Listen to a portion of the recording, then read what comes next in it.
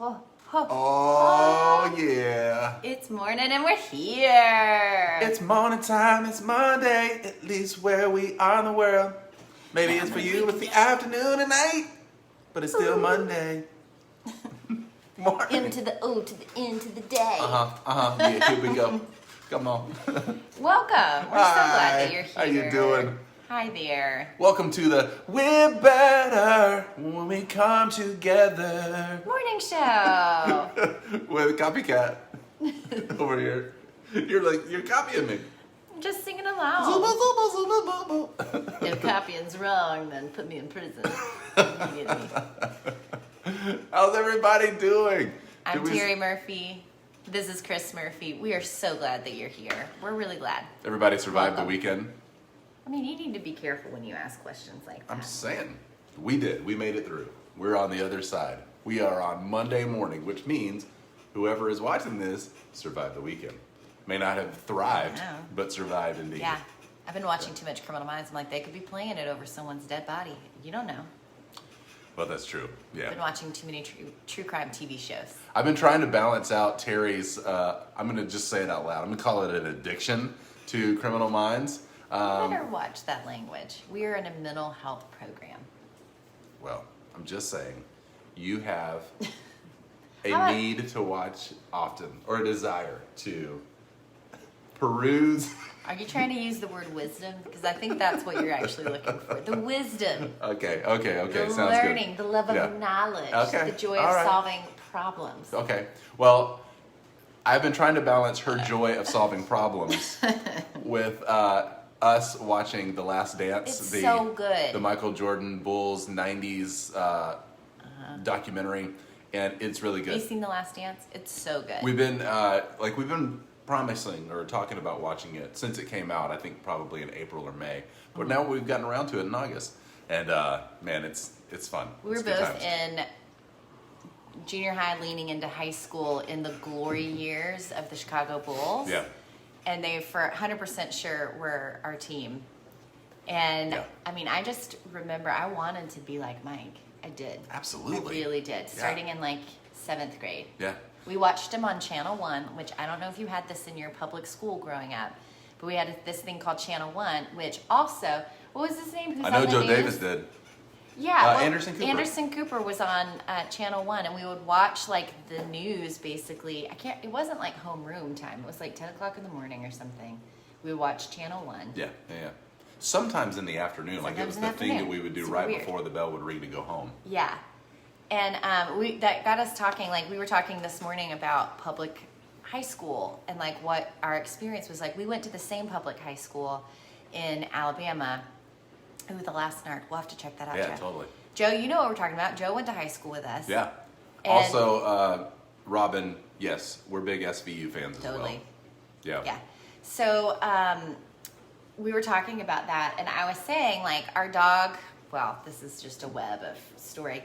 Our dog went to the bathroom and peed twice this morning. I was like, he was holding on to it. That's what he was doing. And I was like, much like in high school, I never went to the bathroom at school because several things were in place. And I was so curious if this was localized to Prattville, Alabama, where we went to high school, or if this is more of a regional or a nationwide yeah. thing. But I didn't go to the bathroom at school. Like, we didn't drink water. Nobody had a Hydro Flask or a water bottle. Did you know anybody that had a water bottle that just carried it with Oh, them no. at school? No. No, on our pretty snack break, Spartan, everybody just yeah. had a soda or something like that and a bunch of snacks, but we just didn't do that kind of thing. So I would go to the bathroom before I left for school, and then as soon as I got home off the bus in the afternoon. But our bathrooms at school were full of smoke, and there was never even one square of toilet paper. You know, and forget having paper towels that you could even wash your hands with, even if you needed to go. And I just didn't occur to me back then to like pack toilet paper or pack like Oh, that would've been Kleenex. smart, I yeah. know. But if you went in, then your hair smelled like smoke for the next several days. It's like if you went to a campfire and stood right where the fire is and the smoke blew all on top of you, yet it was cigarettes and we were 12 years old. You know? I was so- telling her that in the men's bathroom, we didn't even have doors on the stalls because I guess that if we had doors, that either they'd be kicked out or people would go in there and smoke or fight. Yeah, yeah. or do something Yes. that, you know. No, you were up to no good. It was like if someone said they were going to go to the bathroom, you were like, what have you gotten into? What drug are you on? Who are you making out Who with? you dating? Yeah. Yeah. Like, what evil is going to be had? Was that- Did y'all have yeah. any Was that experience like like the that? way Or was that- that just our high school? It's just so interesting to me. So in the men's room, no doors on the stalls. Yeah. And the ladies, you'd smell like a big smokestack and Yeah. definitely couldn't wipe anything. You just drip dry. Yeah, and when you went in there, this is always my fear, is that when you went in there and you rounded the corner into the main area of the bathroom and you kind of like, you know how you, in a lot of bathrooms in public Nervous places, you about what you're about to walk talk about. like into a hallway and then into the bathroom. So like people from the outside of the bathroom can't like look into the bathroom while they're walking by. It's like a safety issue that way. But when you walked into the main part of the bathroom, you don't know who's going to be in there. But you do know that it's probably going to be somebody you don't want to come into contact with. There's a lot of bully action happening inside the bathroom. yeah. And so like rounding the corner, you're like, I hope I don't get beat up or I hope I don't get picked on. That's the way it always so kind of many felt. fights, and the announcements would come on always, and the principal would be like, "All right, everyone. There's just way too much fighting going on in the bathroom. If you could meet out behind the big oak tree out back, if you're gonna be doing any fighting, that'd be great. Thanks." Now I wanted to be clear. I never got beat up in the bathroom, but there was always the There's a threat of there was it. a feel that It's just evil in there. anticipation. Yeah. So, hey, public school education, we're clearly fine. So, like, whatever. We're not just kinda- traumatized at all. Not at all. Don't jump at loud noises. Smell of smoke doesn't make me feel weird. But it is so interesting because then I compare that to our kids who go to public school. Now, I've been in their bathrooms. They look like regular bathrooms. Yeah, it's just yeah. Maybe our little hometown were not able to control themselves when it came to bathroom etiquette and It issues. was a big public school because it wasn't just our city, the whole county. It was the only public school system, K through 12. So I think that's probably part of it. What's funny is when I think about being a high school student and not having a bathroom doors on my stall, I think they're going against my Your rights? my rights as a You have no human being. rights. And then I think of if I was in authority or in some sort of leadership role inside that school, of how often those doors or the stalls altogether were just like kicked for no reason, or they were graffitied. It's like I could see why I still don't necessarily think it's right, but I can see why the people in charge were like, just don't put doors on it. Then people will stop going in I there. have a great idea. You know what we could do? No doors Yeah. ever again. It was like a prison. We had doors, but it was scary, and sometimes girls would just kick your door in and stuff. It was terrifying. So, like, you would learn one time, just once. And then occasionally I'd be like, it's probably fine now. I bet they've rehabilitated. And then come out, like, terrified. It's not no, fine. It wasn't worth it. It wasn't worth It it. wasn't worth it. All right, let's check in with everybody. Okay. I'd love to hear how everybody made it through the weekend. If you haven't been with us before, I'll give you a quick synopsis of what we're about to do. But for the rest of you, throw in your numbers or your emojis or your comments. But we check in. We check in every day. As part of our community, we think it's important to check in with ourselves individually. But collectively, as a group, we just put it out into the comment section just to say, hey, we're here. This is how I'm showing up today, and it's all right.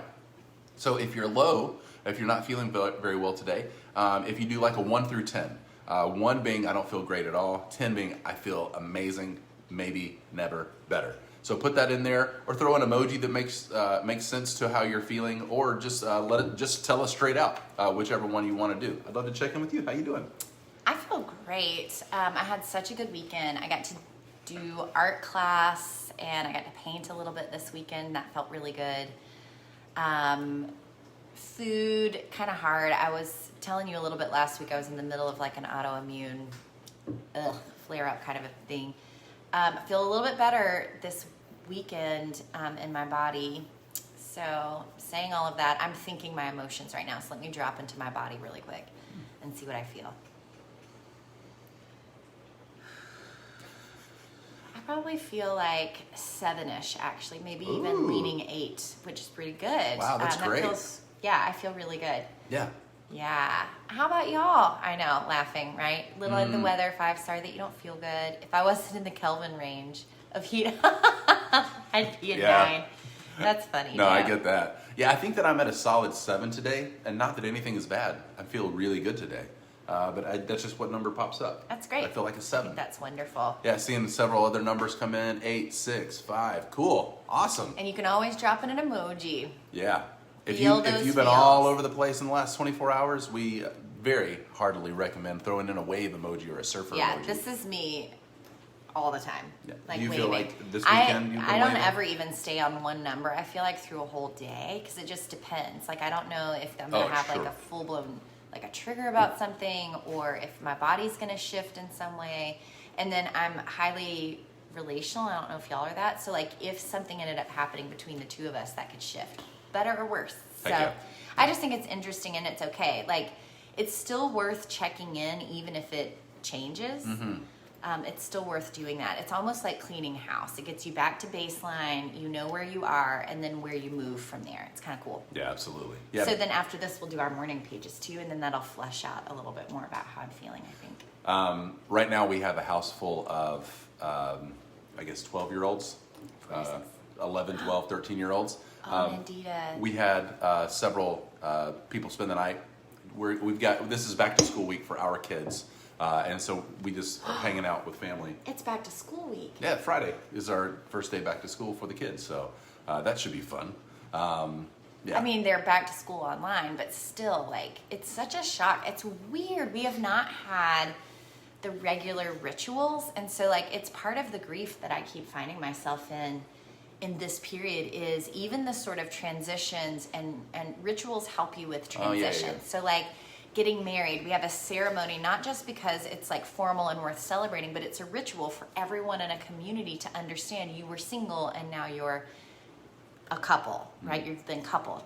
Same thing with funerals. It's so important for us to be able to honor the legacy that a life has lived so that it is easier for us to transition to loving them when they're not in our presence anymore. Now we have to love them in their absence. And so it's a really helpful way. And so like back to school shopping and getting schedules and dropping them off at school, that's a ritual that we usually need. I was talking to somebody this past week about not being able to drop their child off at kindergarten, like not even being able to walk them in to the office. Like they're just gonna have to do online kindergarten, which sounds really hard. So Yeah. I just think like part of the grief, like that surprised me, and then I felt like a wash of kind of sadness, a little bit of grief come over me that the kids are starting school. It's our son's first year of high school, and he doesn't get to like have that experience in person. And he doesn't seem so sad. He doesn't really know better, but I don't know. I kind of always imagined it and looked forward to him being able to like walk to school or take the bus or drive himself eventually. Like Oh, yeah. it's just a bummer. I Yeah, feel one sad of the for him. reasons that we really like the neighborhood that we live in is it's walking distance to our local high school. And so for that ability for our kids, when they get that age, to be able to just do that would be nice. But for right now, they're just going to be logging onto a computer screen Yeah. in the mornings for at least the first Like a couple whole of weeks. Zoom day too. P.S. I don't think anybody learns well on 8 hours of screens a day. And maybe it's like 7 or 7.5. That's a lot of screen time. Now, what's the alternative? I don't know. I think that teachers should make like $600,000 a year for what they have to put up with. That's just me. That's how I really feel. I Yeah. just really feel like that. I think teachers are a gift and do one of the hardest jobs in the entire world and are so dang educated. Send some love to your teacher friends. If you are friends with a teacher, send them a text this week. You know, send them a note. If you have the funds to do it, send them coffee money through Venmo or like a care Smart. package or something. That's what I'm planning to do this week is just to take care of the teachers in my kids' life That's and really my smart, friends too. yeah. This is a hard week, and I know that teachers are grieving and having a hard time as well. Yeah, I would agree with Joe. It's weird how school starts earlier and earlier did. every year. And I wonder now, There's more thinking days about it. kids have to go to now. Oh, is that? what Oh is- yeah. The number of attendance days has gone up. We used to get 3 months off in the summer. Our kids get 2 months off. Well, when I think in my head of a school year, what I think of is starting around September and then ending around at the end of May. That's how we So grew up. beginning of September Yeah. to the end of May. But what it is for our kids is kind of the beginning of August, finishing up in like the June. first week or so of May. They're out by that. So I'm wondering if it's just shifted, and I'm wondering if it's a heat thing. You know, if it's just so hot that we've just shifted everything from like the hottest month of the year, where Why kids will be not? back into like an air conditioning Our classroom. school stuff though was more organized. We still were such a farming community, you know, that like Sure. kids helped a lot with farming and harvest stuff. So, Yeah. I don't know. Well, that's interesting. Are you so glad But you yeah, heard about our rural school? Well, I That's love a the hard idea. word to say. I love the idea that Rural. you're saying take care of the like kind of focus on. The I mean, teachers. that's what we did in the summers. Like I was small enough that my feet couldn't hit the ground, and I had like one of those big rubber tubs that you get like at hospitals full of like peas, and I would like snap beans and like shell peas, and we would shuck corn and stuff. And that's what I did from like June all the way through until we went back to school. Oh no! I was just saying I liked how Not you said that harvest. we should appreciate our teachers this week. Oh. I think that's a good focus. I thought you were appreciating my farming knowledge. Like, wow. Oh yeah. Okay. Shell and Now peas. I feel Let's do shame. it. No. Speaking Get your of shame, elevator pass for the new gym. That's what we did as seniors. So listen, if you think hazing is like beating the crap out of someone, that's not how we did it Prattle style. We just told the freshmen that they needed an elevator pass for the new gym that was on the roof. Then we would be laughing. We were P.S. in cahoots. There was no second floor in our No. school, and so freshmen Though it would no come longer in. really looks like a prison if you visited it recently. It used to look So like the a freshmen prison. would just walk around looking for the elevators, and there are none. There's no elevators. But yeah, that was a nice little Yeah. jab at the under or the I mean, because underclassmen. we all watched 90210, and they definitely had all kinds of things in there. Yeah, I was always so Elevators. jealous with They could go in their bathroom schools. freely.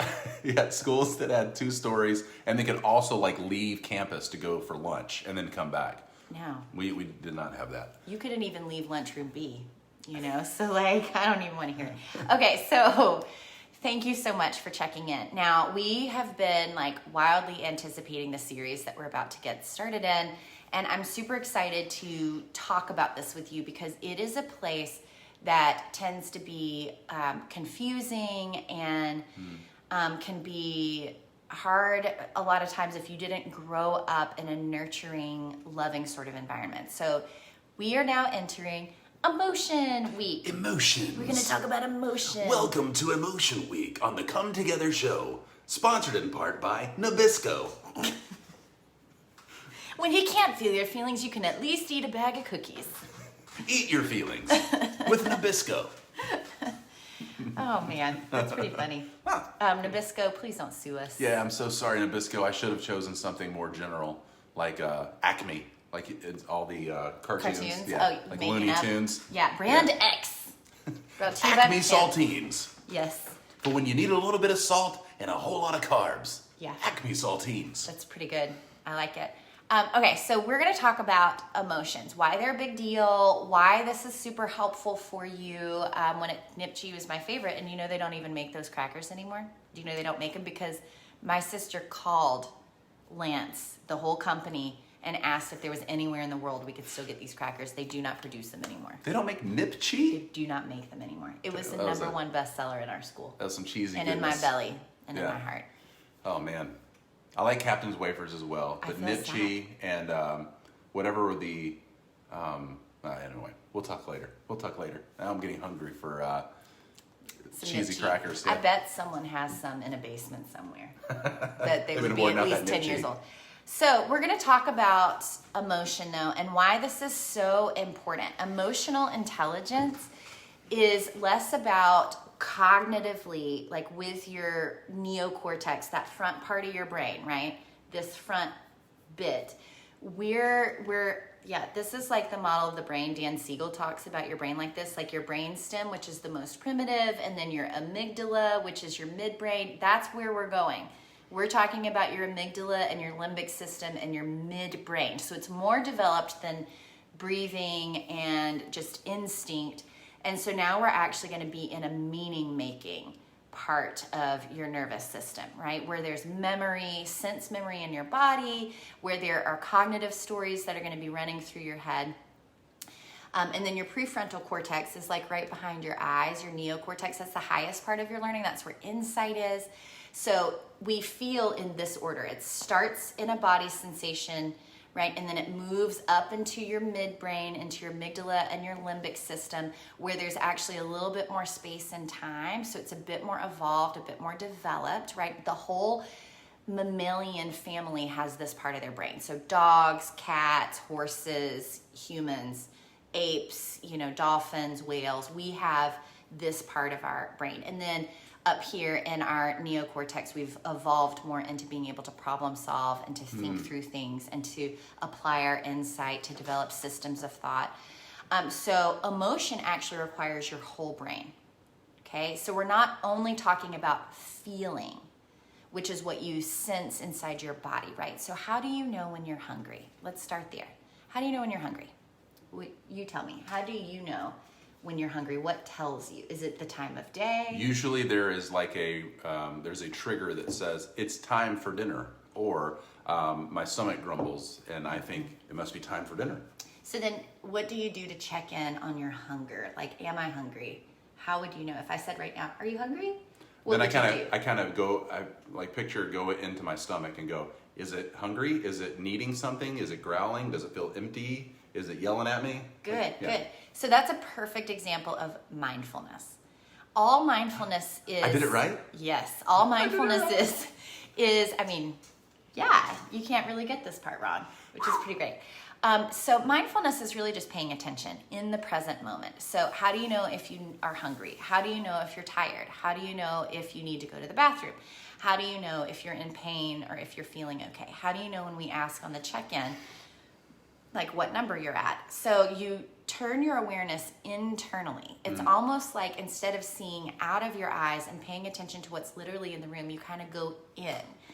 Do you know what I'm talking about? It's like pulling your awareness more into your body, into a felt sense of who you are. And that is exactly what we're doing. You're checking in with your hunger. You're going into your body because your body doesn't lie. Your body doesn't tell you stories. The body just is. Body is just giving you information. And then, right, it's in here and in here.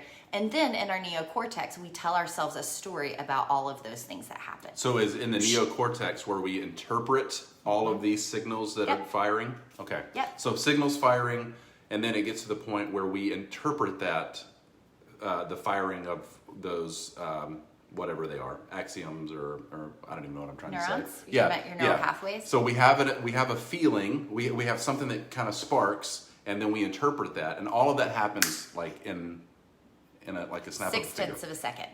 That happens in 0.6 of a second. So emotional intelligence is when you can connect those sensations in your body and make meaning of them. And that's called accessing your emotions, right? When I can go in, I can feel in my body, and then I can make meaning of that by using my brain to make meaning of what's happening inside. And then that's accessing, and then can I express that to another human being? And then can I also take in someone else's emotional communication? That's all that emotional intelligence is. So here's the really good news. This part of your brain, the primal part of you, the amygdala, your limbic system, all of that, you don't have to do anything for that part of you to work. You are hardwired with that ability. Every baby born on this planet is wired with the tools that you need, unless there's been some sort of medical damage or some sort of defect or disability. You have all of the components inside of you already to feel your feelings. But what happens is in the family system, in the caregiving environment, the holding environment that you grew up in, that prefrontal cortex, neocortex, meaning-making part is developed in relationship, right? So a baby goes, like, ma, ma, ma, ma, ba, ba, ba, ba, ba, ba, ba. And when you talk back, oh, ba, ba, ba, ba, ba, and you do that interplay, that interaction, it's lighting up the neural pathways inside baby's brain so that they start to understand that language and development and co-regulation is this give and take. But if that doesn't happen, emotions inside start to become very mysterious and confusing. So I have a sensation, I try to name it and make meaning of it, and then I get nothing, then I don't know how to categorize. I don't know how to systematically understand different emotions that are happening inside of me. Or if you have all of those emotions, and as you grow, as we all do to some degree, we are those are interpreted for us by the people that live in and live around us by saying that, like, don't do that anymore, or that's not okay, stop that, stuff it in. Be shut down. And so those things over time start to numb, and then we kind of lose the fact that we even have those, Yeah. because that's the natural tendency for somebody who's relying on someone else. So all of us as kids, when we rely on a parental figure or whoever that may be for you, when we are told that that's good or that's not good, then we start to interpret, okay, I'm not going to do that one anymore. I'm not going to try that again. Or I'll try it again, but last time it didn't go well. Oh, it didn't go well again? Okay, I think that this is not okay. This is not a way to put myself out in the world. And so I'm going to... Hear all those stories? Like, everything he's talking about is how he's making sense of that. And so we're going to come back to that. Oh, so because you did such a good job of laying the groundwork of all of this, that we still have these feelings and these emotions happen, but the way that we interpret them over time turns into, I'm going to stuff it down. This isn't safe. That it's still, my brain is still lighting up with these messages that say, hey, pay attention to me. But it either says like, hey, really concentrate on that, or don't do that anymore. And so over time, we start to like mute. Again, doesn't mean it doesn't happen. It doesn't mean it's still not affecting us, even if it feels like now it's in the background. But we have learned over time to press it down. So we were going to go into a lot more detail on all of these later. We're going to spend a whole week talking about nothing but emotion, the science behind it, and breaking down each of the core emotions and talking about why those emotions are so important for us to talk about, and why it's important for you to be able to feel all of these. So emotion is an experience. It's a process that happens, right? And we talk about feelings and emotion as if they're the same thing. And so we love to define terms on our show. So let's define that. When we're talking about a feeling, we're talking about a sensory experience in your body. I feel hungry. How do you know? Well, I have this open sort of space in my belly that wants some food to be in there, right? We're talking about when I feel, let's just say, sadness. I can feel it in my belly, right? Or my hands sort of feel cold, you know, when I feel that sad feeling. My whole energy is down, right? So you know that you're in your actual feelings when you can talk about your body. And then emotion is when you connect your body sensation. You can name it as the feeling that it is, and then what behaviors you typically do connected to that feeling. So it's thoughts, feelings, behaviors, all together. I call them the ABCs: affect, behavior, and cognitions. But cognition is a fancy word for thought, and affect is a fancy word for emotion. But ABC is how you can remember. So if you're ever stuck and you're not sure how you're feeling, you need like a jump start to help you understand a little bit, to make sense of what's going on inside. Just think, ooh, ABCs. Okay, A, emotion. What is the emotion that's going on? B, okay, what is the behavior, right? So if I'm just eating snacks but I'm not hungry, right? Oh, maybe I should pay attention and be mindful, right? So I eat snacks when I feel sad, right? Or I like to punch things when I feel angry, right? And then C, the cognition. What's the story I'm making up about this experience that I'm having? We're going to come back to the ABCs, especially with each and every single emotion.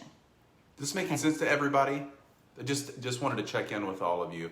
Is the visual aid, is it all kind of like, does it make sense as to what happens in our body, and then what do we do as a result? Again, we're going to spend all week on this, so we'll go into more detail. I just wanted to check in and check, kind of raise your hands if this is making sense, or if you have any questions. It does look like we have. I'm going to come back to that. I'm going to come back to that question, yeah, good. Okay, Terry, cool, because that's cool. a great question. Excellent. Okay. Thanks, everybody.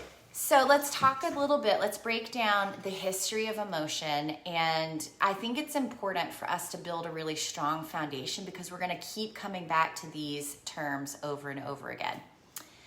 Okay, so emotion's universal. One of the things that's interesting is we used to think that maybe emotion was more culturally defined, that certain emotions are showing up in the human experience based on where you live, the kind of culture that you grow up in, regional, that maybe religion or biology, gender, race, and ethnicity would come into play. And there are factors when we're talking about emotion where those things pop up. But when you're talking about true emotion, ABCs of emotion, that I can feel something in my body, that I have a thought about that feeling, and then my behavior is connected to those body sensations in the story, that's universal. So every culture all around the world, no matter how developed we are, whatever race and ethnicity, gender, socioeconomic status, marginalization, or dominant sort of culture, they're universal. Paul Ekman did groundbreaking research on emotion years ago, decades ago. And what you're going to find, it varies according to research. The two main researchers when we're talking about emotion here are Paul Ekman, and then, Paul Ekman and then Robert Plutchik has 8 core emotions. But we really follow more Paul Ekman's model, which is the 6 core emotions. Okay, so we're going to be talking about this from Ekman's perspective.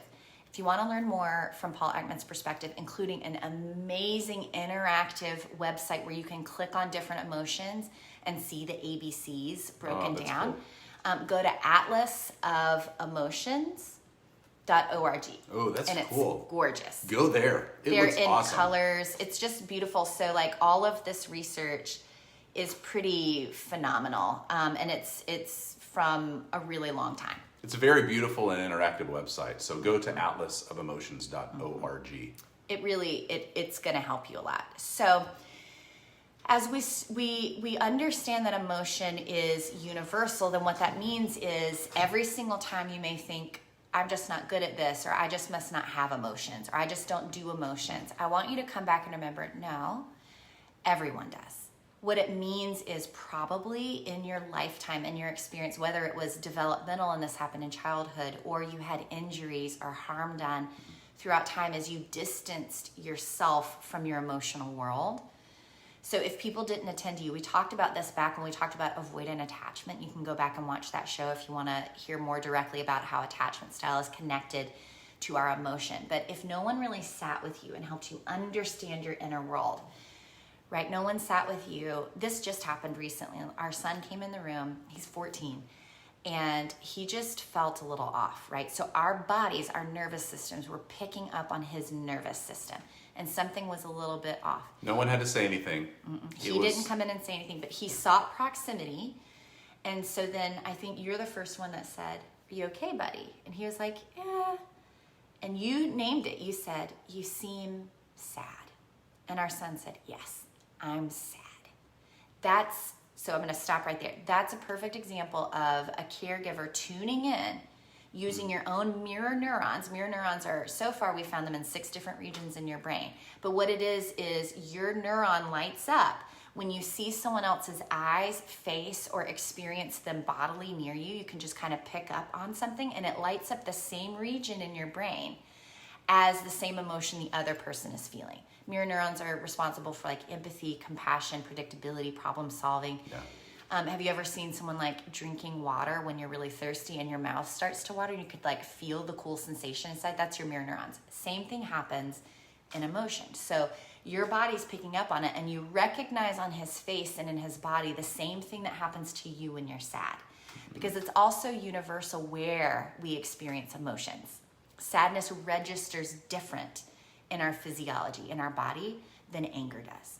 Yeah, if you had your body underneath one of those scanners that kind of showed like a heat map kind of thing, that when we have different emotions, the heat map fires off in different areas of our body and our brain. So it's very interesting to see where it happens. So it oftentimes, though, we've gotten used to going like, if I'm doing this, he must be happy. But sometimes, look how happy I am. Sometimes if my eyes aren't doing it, but my face is, like this looks weird. Even though I'm trying to smile, but my eyes aren't smiling, like we can recognize that in like a microsecond. And that's just the visual, that's the physical. There's the idea, like with my son, I just noticed that like he lingered in like leaving our room. He lingered a little longer than he usually does. And so something in my brain told me like, why is he walking so slow? Or why is he not as responsive to asking answering some of those questions that he usually is? So that was kind of done because everything he told his face, be okay. And so he came in doing this, but there was something in like this, I don't know if it's like this psychic thing or this, like there were waves of reverberations of something that was off. You were tuned in though, because like a lot of times we feel that, right? And we name it and the other person dismisses it. And so then we think, I guess I was wrong. I guess I don't know how to do emotions. Yeah. So let's talk about why that happens. Let's talk about the speed of emotion. So how fast does this process happen in a human being? Okay, so James Gross is the premier researcher on the speed of emotional processing, because it is a process. It's an emotional appraisal process. So emotions are hardwired in, not only so that we can feel good and connected and loved, but they're also wired in for our safety. So this is how fast it happens. From the moment that there's some sort of stimulus or a cue to the time that we respond to that cue, it's 0.6 of a second for it to go all the way through our process and to come back out and to behave in some way. So all the ABCs happen in 0.6 of a second. But there is a 0.5 of a second lag time between when there's initially a cue to when we can fix our face. So that feeling that you have when you catch something on someone's face and then it's wiped clean, there's a 0.5 second lag time. And the problem is that wiping of the face is unconscious to us. So it may all happen and your partner might say to you, what just happened? And you go, what? Nothing, I'm fine. I don't know. Because you wiped it out of your memory, like it wasn't notable enough for you to hang on to, but your partner or your family member or something saw it. Yeah. And so in that 0.5 second lag time is where then a lot of fights start to happen. And that's what we're like trained to do as therapists, is to catch you in that sort of 0.5 second window and to help you expand that, to help you make sense of what's going on, to really become that safe other, that caregiver type role that helps you to make sense of your inner world. Because those people who are closest to you, or those people that have been trained to recognize certain signs, can really catch it quickly. And so what you're saying, a lot of those arguments happen when your face or your body has betrayed you. They're in that moment, incongruent. but the other person saw it and they call you on it, and then now you are left with the idea of like, well, do I actually say the thing? Or or if I've pushed it down for so long, maybe I actually don't even recognize that it's there, but now it's out in the open. So what do we do about it now? So Paul Ekman, who found, researched, discovered, connected the dots that emotion's universal, and incorporating the speed of emotional processing, he made his entire living on micro expressions, which are facial expressions that you cannot control, that display your true emotion within that 0.5 second window. So if you ever watch the TV show Lie to Me, it's the main character in that show is based on Paul Ekman, that he developed for the FBI facial processing software. It's called Faces. You can look it up, FACES, where you can recognize faces all around the world, and that you can look at facial expressions to determine what the true emotion is, regardless of what people say. Lie to Me is a good show talking about a lot of these things, because it's all about emotion. When emotions are used against someone, or when we try to cover up emotions to get away with a crime or something like that. So I think it's played by Tim Roth. Yeah, it's so good. It takes a little bit of a turn, like in season 3, but I love the first season especially. Yeah. Okay, so kind of let's paint a picture again. So everyone has emotions all over the world, no matter what your story is.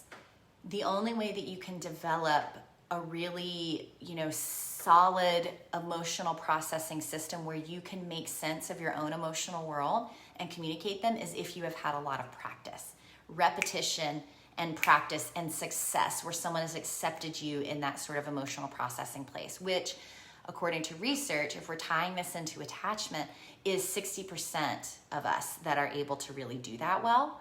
And then that means there's a 40% of the population that has a much more difficult time with emotional awareness, processing, knowing what we're feeling, being able to read it in other people. Well, it's like if we're trying to pick up a new skill, whether it's like playing guitar or climbing a tree or whatever it may be, if we have some success with it, then we're going to be more apt to pick it up again and to try again, because I had a reward part of my brain go, hey, you did that good. That felt nice. Let's go try that again.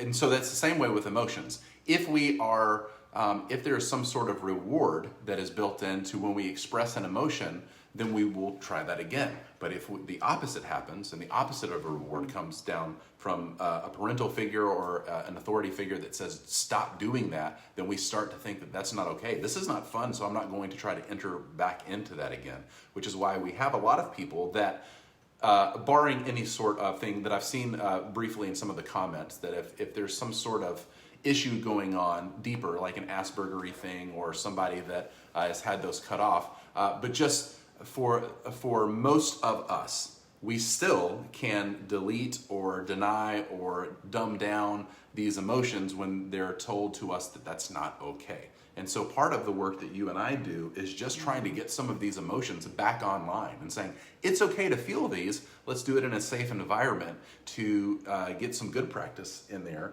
and to start rewarding that part of your brain that you have been denying for so long. Yeah. Good. Okay.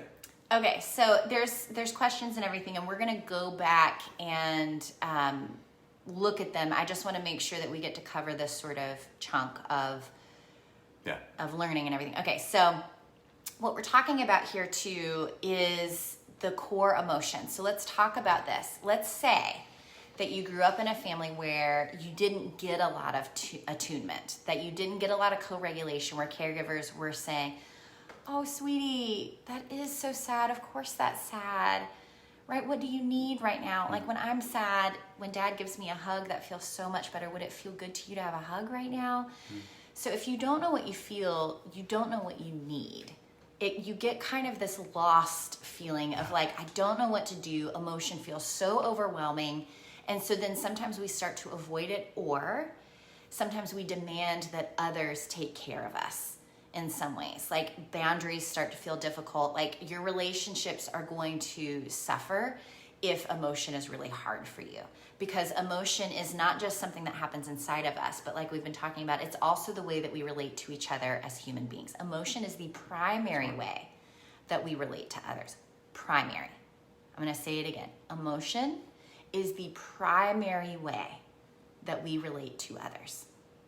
So if emotion is difficult for us, relationships are difficult for us. So what we're trying to do here, if you want to have the healthiest relationships that you can, to feel safe, to feel good, to feel loved and bonded, we have to talk about emotion, and we have to give you tools to help you get better and better and better at feeling your own feelings and expressing them to others, and then being able to read others' emotions and take in their reaches for you. So let's just assume that we're starting from the very beginning. Here's the best way that you can start to tune in and understand what your emotions are.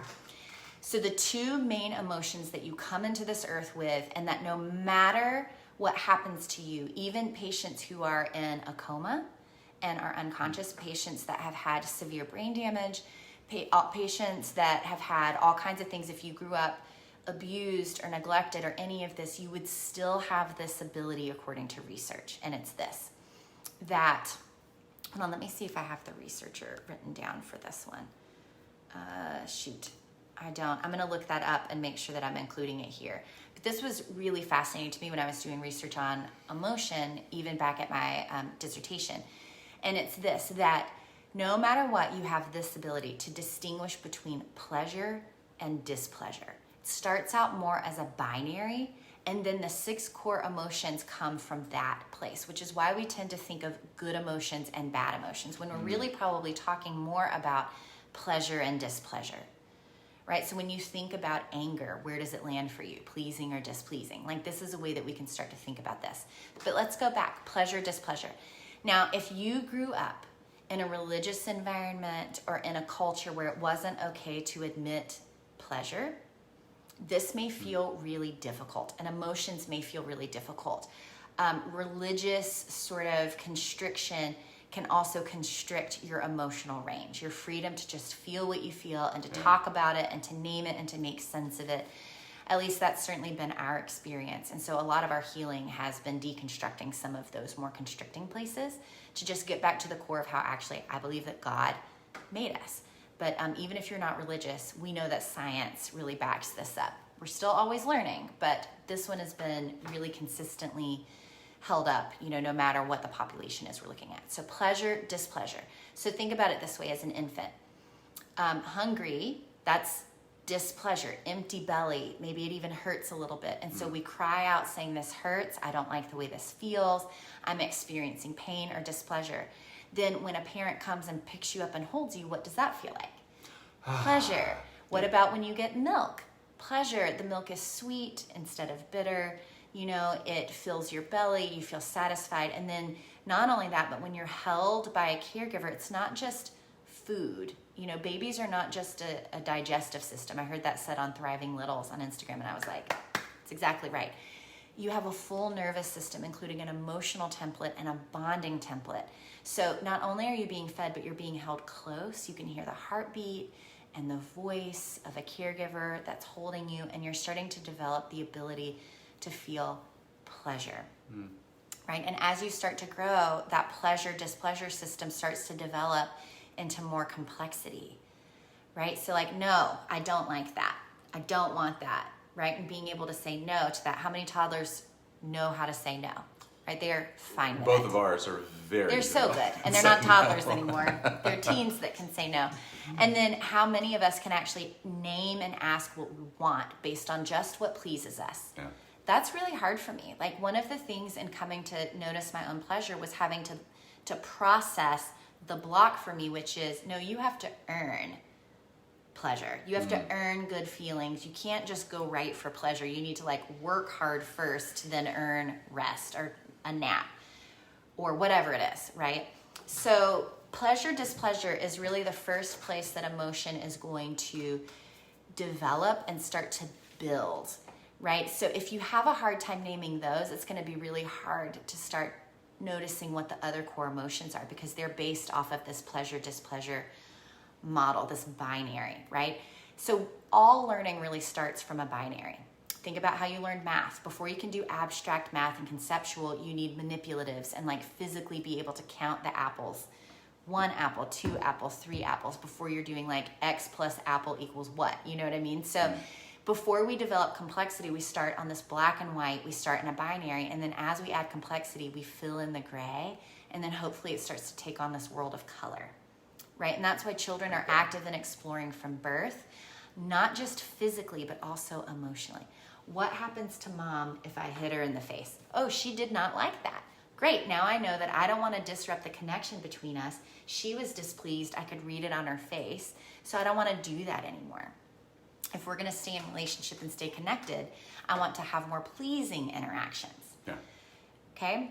But healthy relationships are based on the ability to express both pleasure and displeasure, and to know that you won't be rejected or abandoned or lose the sense of who you are if you name those things. Are you with me still? Yeah, I think it's a really important point that you bring up, to not only feel them, because we can't help that. It's innate in us. So you're going to feel it no matter if you want to or We're not. going to feel it, but being able to express it is, I think, where like the rubber really meets the road, because oftentimes, again, what we were talking about earlier, it's going to come up in us. But if we don't feel like it's safe, then we're going to possibly push it down or to deny that it's there. That's right. It doesn't mean that it's not there. Yep. We've just gotten used to saying, this isn't okay anymore. So.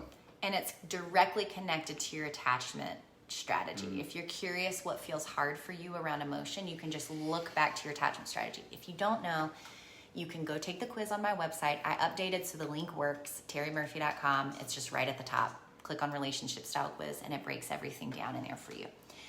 So we're gonna pause here, and tomorrow pick up with the 6 core emotions. I'm gonna give you a preview though of what those are. So this is Ekman's emotions, and they're anger, fear, sadness, Right. There we go.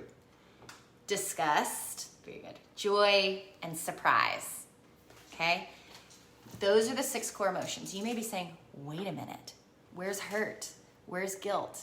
Where's shame? I'm going to tell you where in those 6 core emotions that those 3 fall under as we continue having this conversation. So we'll talk about the 6 core emotions starting tomorrow, and then we're going to break down each emotion, right? What it feels like in your body. And if you want to get a jump start, on Instagram, I have a highlight called Emotion, from where I did a series like a year and a half ago going through all of the core emotions, and you can just click through them. You can also watch Inside Out, the Pixar Disney. Was Disney still part of them when Yeah. that came out? I think it's a Disney Pixar movie. Yeah. Inside Out, that was developed alongside Paul Ekman and Dick Schwartz of internal family systems therapy. So it talks about the emotions, and it's actually a super beautiful, very accurate way to learn more about the core emotions too. And then the questions that you've sent in, I'm actually going to write those down, and we're going to come back and address them and make sure that I'm answering those really well. But I will say this about autism. I saw a couple questions on there. Autism is not the lack of being able to feel emotion. Those who are on the autism spectrum tend to talk about emotion as simply being so overwhelming. So overwhelming. And we can talk about brain development, but the region inside the brain that is able to make meaning of emotion is not supposed to come online in infants till 18 months. But what we're finding is in autistic children, it's online from birth. And so they're feeling the fullness of their emotions without being able to regulate them really well. And so they just simply back away from them. So it's not that they're not feeling them, it's that I don't want to do this with you because it gets to be too much, and I literally cannot stand the feeling inside my body. Yeah. So it's a bit of a misunderstanding around autism. Thank you for that. I actually learned something there. Yeah, we usually think like you're not emotional, or you just are not able to show up socially and tune into people, and that's really not what it is. It's too much. It actually can feel kind of traumatizing to the nervous system. In that sort of way. So 15 sticky notes. That's so funny. Good. So yeah, it does sound like Inside Out. That's awesome, Meg. So tomorrow, 7 a.m. Central, we are going to be taking a deep dive even more into the 6 core emotions. I'm going to make a post today called Let's Talk About Emotions. I would love for you to ask me any questions about emotions so I can incorporate it into the series, what's super helpful for you as we're teaching along these different things. So all of those are there. And then last sort of thing, if you're a therapist and you're looking for great community and support, I'm opening my mastermind up for the next 3 months. It's very intensive. It's an amazing program. You can find out more on my website, terrymurphy.com/mastermind, if you want to fill out an application or read more. And with this one, you're only taking a few people. Just a couple. If I'm limiting the you are number. looking into actually doing this, It starts September 1st. Yeah, it's sooner the better because you're not. I'm limiting. Yeah. I'm limiting the number of people I'm going to let come into the group, just because it's direct access to me, and I have a limited amount of time. And if you're going to come and do a program with me, then we're going to be connecting. So I limit the space so that I can really pour into the people who are in that group with me. Yeah. So love you guys so much. Thank you for being here. Take really good care of you. Pay attention to pleasure and displeasure today. Just notice it all day long without judgment. Like, this is pleasing, this is not. Over and over. And I like that. That's displeasure is not a a judgment. It's a feeling. Displeasure is not a judgment. It's a feeling. Displeasure is not a judgment. It's a feeling. Yeah. Right? Yeah. Okay. That's well said. I love it. I don't have anything else to say. I just want everybody to go off with what you just said. So Tell me something good. So go, enjoy, have a good day. You got this. Thank you for joining us. We'll be right here tomorrow, same time, same place, right behind this thing. And we'll see you then. Bye. Everybody.